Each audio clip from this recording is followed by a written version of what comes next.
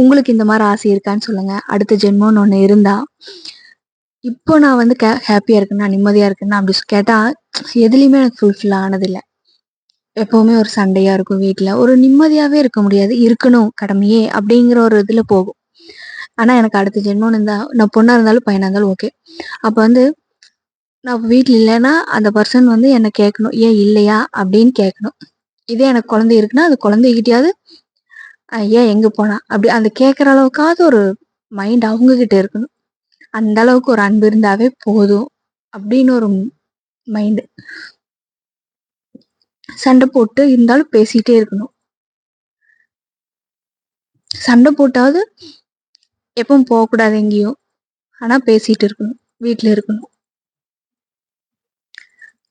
எனக்கு எப்படி எக்ஸ்பிளைன் பண்றதுன்னு தெரியல. அந்த அளவுக்கு இருந்தாவே போதும். ஏன் பேசலையா? சண்டை போட்டு இருந்தா கூட பேசிட்டே இருப்பீல, ஏன் பேசலையா? அப்படின்னு கேட்கற அளவுக்கு இருந்தா கூட ஓகே.